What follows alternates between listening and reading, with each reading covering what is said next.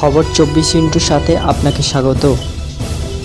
নতুন নতুন খবর জানার জন্য আমাদের চ্যানেলে চোখ রাখুন।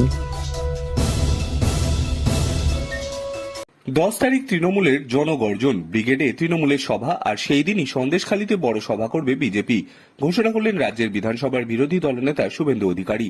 শেখ শাহজাহান গ্রেফতারির পরই সন্দেশখালীতে যান শুভেন্দু অধিকারী, আর সেখানে দাঁড়িয়ে তিনি জানিয়ে দেন 10 তারিখ আবারও তিনি সন্দেশখালীতে যাবেন, সভা করবেন। শুভেন্দু অধিকারী বলেন, জেলিয়াখালীর মানুষ অপেক্ষায় ছিলেন, তবে মোদিজির সৈনিকরা আসবেন সেটার অপেক্ষায় ছিলেন এখানকার মানুষ।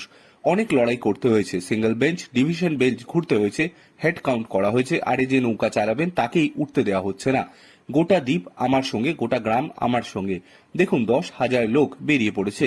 10 তারিখে বড় সভা হচ্ছে, এই এলাকায় হচ্ছে, আমি থাকবো। সন্দেশখালীতে এর আগেও দুবার যাওয়ার চেষ্টা করেছিলেন শুভেন্দু। প্রথম তিন বিধায়ককে নিয়ে গিয়েছিলেন, কিন্তু সরবেরিয়া বাজারের কাছে পুলিশি বাধার মুখে পড়েন 144, যারা ধাড়ি থাকার কারণে দর্শিয়ে তাকে বাধা দেয় পুলিশ। বিকেল পর্যন্ত সেখানেই ধর দেয় বসে ফের আসতে বাধ্য হন শুভেন্দু। এরপর কলকাতা হাইকোর্টের ডিভিশন বেঞ্চের নির্দেশনামা হাতে নিয়ে সন্দেশখালীতে ঢোকেন শুভেন্দু। সেই দিনই শাঁখ বেজেছিল, উলুধ্বনি পড়েছিল, ফুলের মালা পরিয়েছিলেন সন্দেশখালীর মহিলারা।